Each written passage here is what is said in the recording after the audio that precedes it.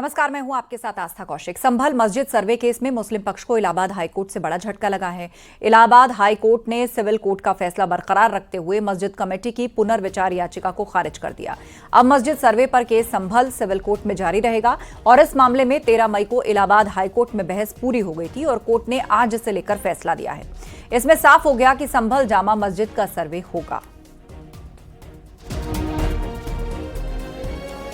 तो संभल जामा मस्जिद सर्वे को लेकर यह बड़ा फैसला दिया है इलाहाबाद हाईकोर्ट ने। उसने लोअर कोर्ट के फैसले को बरकरार रखा और सर्वे के लिए जो केस है वो चलता रहेगा। दरअसल रिव्यू पिटीशन मुस्लिम पक्ष की तरफ से लगाई गई थी कि इस सर्वे याचिका पर आगे सुनवाई ना हो, लिहाजा इसको खारिज करते हुए रिव्यू पिटीशन को सिविल कोर्ट का फैसला बरकरार रखा है इलाहाबाद हाईकोर्ट ने। अब सर्वे का जो केस है वो आगे चलेगा और सिविल कोर्ट में केस जारी रहेगा।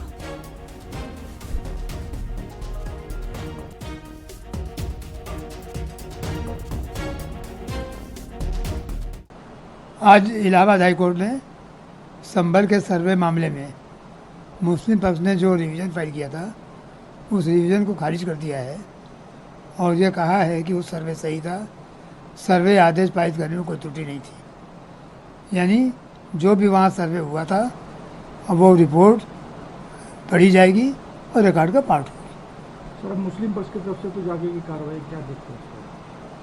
भाई देखिए, हमेशा जो आदमी हारता है ऊपर आता जाता है। अब हाई कोर्ट बस सुप्रीम कोर्ट। तो जब मुस्लिम पक्ष सुप्रीम कोर्ट जाने के लिए बैठा, आप तैयार हैं पूरा उसके लिए? अब वो आएगा नहीं आएगा तो उनकी इच्छा है, पर वो आता है तो हम स्वागत करने के लिए मैं तैयार बैठे हैं, कोई दिक्कत नहीं। देखिए, बहुत ही महत्वपूर्ण निर्णय है ऑनरेबल इलाहाबाद हाईकोर्ट का। और जितने लोगों ने देश में भ्रम फैलाया था कि ऑनरेबल सिविल जज सीनियर डिवीजन चंदौसी ने 19 नवंबर को सर्वे कमिश्नर जो अपॉइंट किया था वो गलत अपॉइंट किया था और उस अपॉइंटमेंट करने से पहले मस्जिद कमेटी को सुनना चाहिए था, ये एक बात पूरे देश में फैलाई गई थी कि हमें बिना सुने कैसे सर्वे कमिश्नर को नियुक्त कर दिया गया। आज उस प्रपोजिशन ऑफ लॉ को कोर्ट ने सिरे से खारिज कर दिया है। सिंपल प्रपोजिशन ऑफ लॉ है कि कोर्ट ऑर्डर 26 रूल 9 और 10 की पावर के एक्सरसाइज में सर्वे कमिश्नर नियुक्त कर सकती है उस समय की। अब आपको बताते हैं पूरा मामला क्या है। संभल मस्जिद सर्वे पर आपत्ति, मस्जिद कमेटी ने हाई कोर्ट में इसको चुनौती दी थी, सिविल कोर्ट के फैसले को चुनौती दी थी। हरिहर मंदिर और जामा मस्जिद विवाद पर हाई कोर्ट ने क्या कहा? मुस्लिम पक्ष की याचिका खारिज, संभल मस्जिद सर्वे पर रिव्यू अर्जी खारिज। सिविल कोर्ट का फैसला बरकरार रहेगा, जिला कोर्ट में सर्वे पर केस जारी रहेगा। मुस्लिम पक्ष की दलीलें नामंजूर की गई।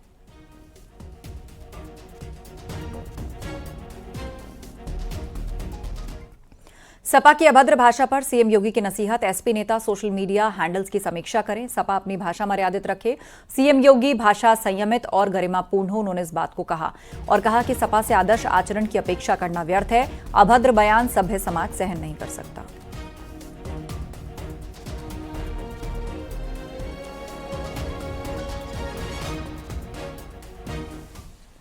अखिलेश यादव और ब्रजेश पाठक में सोशल मीडिया पर पोस्ट वॉर भी थमा नहीं है। डिप्टी सीएम ब्रजेश पाठक ने आज फिर पोस्ट लंबा चौड़ा लिखकर सपा पर तंज कसा। ब्रजेश पाठक ने लिखा, अखिलेश यादव जी, आप डीएनए के सवाल पर बहुत भड़के हैं। मैंने ये क्या कह दिया कि समाजवादी पार्टी के डीएनए में खराबी है?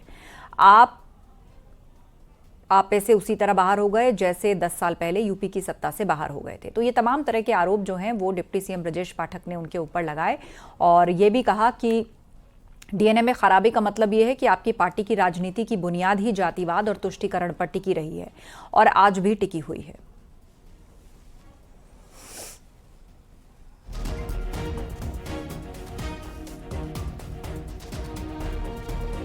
तो वार पलटवार लगातार चल रहा है ब्रजेश पाठक और समाजवादी पार्टी के बीच में।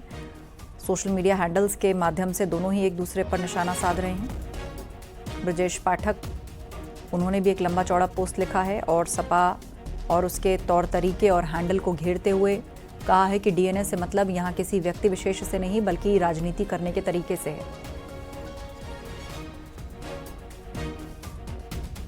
अखिलेश यादव और ब्रजेश पाठक के बीच वार पलटवार जारी है। ब्रजेश पाठक ने कहा कि डीएनए के सवाल पर आपे से बाहर हुए जैसे 10 साल पहले सत्ता से बाहर हुए थे। बयान व्यक्ति विशेष के लिए नहीं था, ये समाजवादी पार्टी की सोच पर सवाल एसपी की बुनियाद में जातिवाद, तुष्टीकरण, मुस्लिम तुष्टीकरण आपका सियासी केंद्र, ये आपकी राजनीति की दाल रोटी है। सीएम रहते आपने 14 आतंकियों के केस वापस लिए। एसपी का डीएनए तो दलितों के खिलाफ भी रहा। खुद को और अपनी पार्टी के डीएनए को बदलिए। वहीं जवाब में अखिलेश यादव ने कहा कि खाली बैठे लोग बात आगे बढ़ाते हैं, काम करने वाले आगे बढ़ जाते हैं। वहीं इस पूरे मामले को लेकर समाजवादी पार्टी और बीजेपी आमने सामने आ चुके हैं। समाजवादी पार्टी के कार्यकर्ता और उनका जो एक्स का हैंडल है वो लगातार अराजकता करता है। अखिलेश यादव के संरक्षण में ये लोग मर्यादाओं का उल्लंघन करते हैं, गाली गलौज की भाषा का प्रयोग करते हैं। और पूर्व में सबको याद होगा कि समाजवादी पार्टी मीडिया सेल के हैंडलर को जब पुलिस ने गिरफ्तार किया था गाली गलौज करने के लिए, मर्यादा की शुचिता को तोड़ने के लिए, तो अखिलेश यादव उनको बचाने के लिए दौड़े दौड़े डीजीपी ऑफिस तक गए। ब्रजेश पाठक जी अपने राजनीतिक प्रतिद्वंदियों को गाली देकर राजनीति में तरक्की पाने की आदत में आ चुके हैं। डिप्टी सीएम ब्रजेश पाठक पर टिप्पणी को लेकर सोशल मीडिया में पोस्ट वॉर छिड़ गया। अखिलेश यादव ने ब्रजेश पाठक को नसीहत दी है, तो ब्रजेश पाठक ने भी अखिलेश यादव के वार पर पलटवार किया है। आपको रिपोर्ट दिखाते हैं।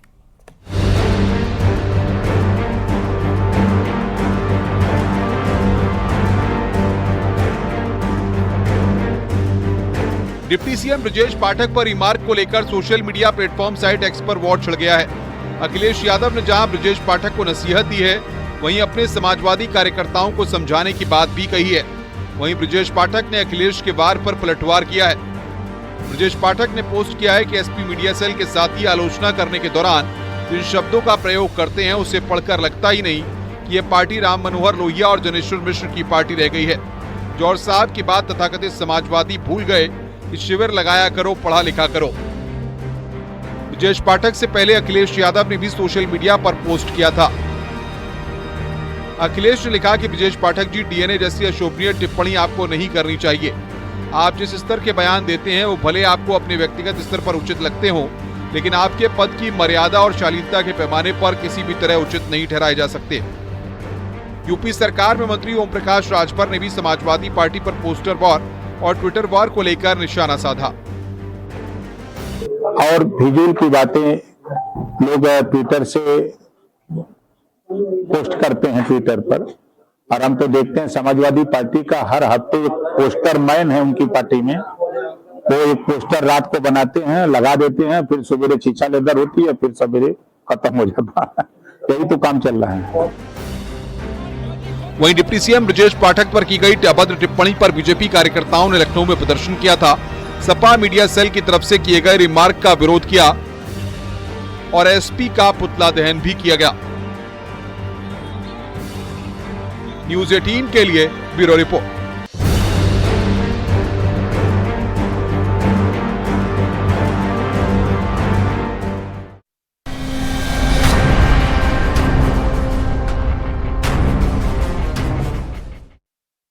आयु में एसपी सांसद आदित्य यादव ने अपनी ही सरकार की पोल खोलकर रख दी। आदित्य यादव ने कहा कि एसपी की सरकार में जहां बिजली कनेक्शन नहीं होता था, वहां पर लोग आराम से कटिया लगाकर बिजली लेते थे और बिजली विभाग के अधिकारियों की हिम्मत नहीं होती थी कि आंख उठाकर देख लें। पहले थाने जाओ तो थानेदार अपनी कुर्सी पर बैठने के लिए देता था, लेकिन अब ऐसा नहीं है। सड़कों का जाल बिछाना हो, नदियों से बंबों से पुल निकालने हो, यहां तक के थानों तक में अगर आप चले जाते थे और न्याय की मांग करते थे तो थानेदार जो होता था खड़ा होकर तुम्हें कुर्सी देने का काम करता था। आज तुम्हारी कोई पूछ नहीं रह गई है। जब समाजवादी सरकार थी, बिजली की क्या स्थिति थी? आप लोगों ने कनेक्शन कराया तो ठीक, कनेक्शन नहीं कराया तो भी आप लोग कटिया पे बिजली चलाते थे। किसी बिजली विभाग के अधिकारी की हिम्मत नहीं होती थी कि गांव की तरफ आंख उठा के भी देख ले। बताओ, आप देख लेता था तो? और ऐसा कहीं नहीं होता था कि इस मोहल्ले में बिजली काट दो और उस मोहल्ले को बिजली दे दो। तो एसपी सरकार में कटिया डालकर बिजली लेते थे और अगर आप थानेदार के पास जाएं तो थानेदार भी अपनी कुर्सी आपको दे देते थे। ये कहते हुए नजर आए यहां पर आदित्य यादव। एसपी सांसद ने अपनी ही सरकार की कुल मिलाकर पोल खोल दी है। क्रिकेटर और भारतीय टीम के तेज गेंदबाज मोहम्मद शमी ने सीएम योगी से मुलाकात की है। आपको तस्वीर दिखाते हैं। सीएम योगी के आवास पर जाकर शिष्टाचार भेंट हुई है। तो मोहम्मद शमी ने सीएम योगी से मुलाकात की है और उनके आवास पर जाकर ये शिष्टाचार भेंट हुई है। तो आपको तस्वीर हम दिखा रहे हैं। इस शिष्टाचार भेंट की ये तस्वीर है।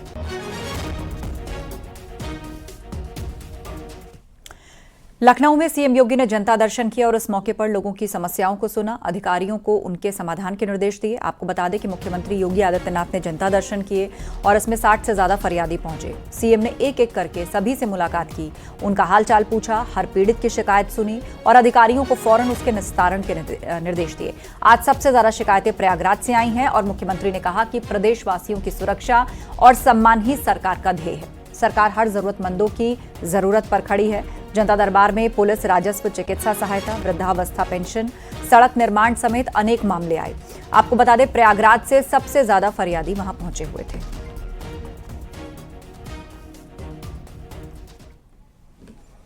और गोरखपुर से बड़ी खबर है। इस साल नहीं लगेगा बाले मियां का मेला। कल यानी कि 18 मई से लगना था बाले मियां का मेला। जिला प्रशासन ने इसकी अनुमति नहीं दी। सैयद सालार मसूद गाजी की याद में यह मेला लगता था। बहरामपुर में राप्ती नदी के किनारे ये मेला लगता था और प्रशासन ने आज जिला अवकाश घोषित कर दिया है। कुल मिलाकर ये मेला नहीं लगेगा। प्रशासन ने इसकी इजाजत नहीं दी है। मध्य प्रदेश मंत्री विजय शाह मामले में एसआईटी का गठन हुआ है। कर्नल सूफिया कुरैशी पर विजय शाह ने बयान दिया था और मंत्री विजय शाह के बयान की अब जांच एसआईटी करेगी। सुप्रीम कोर्ट ने इस एसआईटी को बनाने का निर्देश दिया है। तो आपको बता दें कि अब एसआईटी इस मामले की जांच करेगी।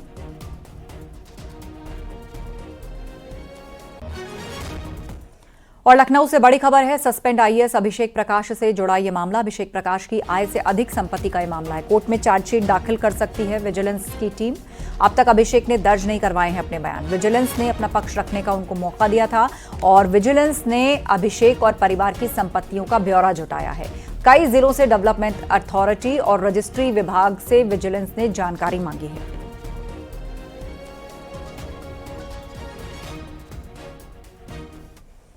यूपी में सोलर इंडस्ट्री लगाने के नाम पर कमीशन लेने के मामले में चार्जशीट दाखिल कर दी गई। Investigation officer ACP Gomti Nagar ने एंटी करप्शन कोर्ट में चार्जशीट दाखिल की। एसआईटी की निगरानी में जांच पूरी हुई। आरोपी निकांत जैन के खिलाफ रंगदारी मांगने एंटी करप्शन एक्ट की धाराओं में चार्जशीट दाखिल की गई। वादी विश्वजीत दत्ता के बयानों और आरोपी निकांत जैन के बयानों में निलंबित आईएएस अभिषेक प्रकाश का जिक्र है।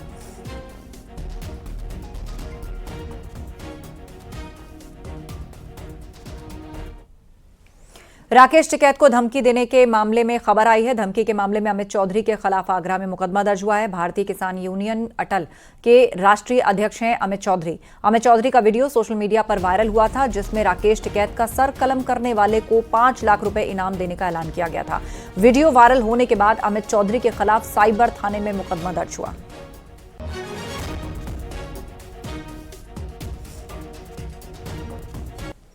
ऑपरेशन सिंदूर पर सूत्रों के हवाले से बहुत बड़ी खबर है। आखिरी समय पर एनएसए अजीत डोभाल ने टारगेट्स बदल दिए थे। ये सोर्सेस से जानकारी मिल रही है। सिर्फ अजीत डोभाल को ही टारगेट्स की जानकारी थी। एनएसए अजीत डोभाल ने पूरी प्लानिंग गुप्त रखी थी। सूत्रों के हवाले से खबर मिल रही है। पाक हमले पर 2 घंटे पहले उन्होंने टारगेट्स को बदल दिया था और उसकी जानकारी उन्हीं के ही पास थी।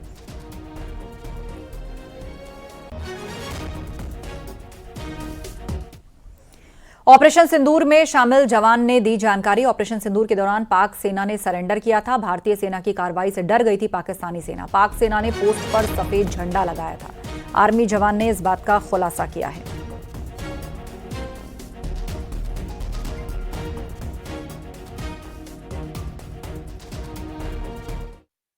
आठ और 9 मई की रात को दुश्मन ने हमारे ऊपर अचानक फायरिंग की और उस फायरिंग की आड़ में उसने इन्फिल्ट्रेशन की कोशिश की। मैंने और मेरे साथियों ने उस इन्फिल्ट्रेशन की कोशिश को अपने ऑब्जर्वेशन इक्विपमेंट की मदद से डिटेक्ट किया, दुश्मन पर अचूक फायरिंग की और उसकी घुसपैठ की कोशिश को नाकाम किया।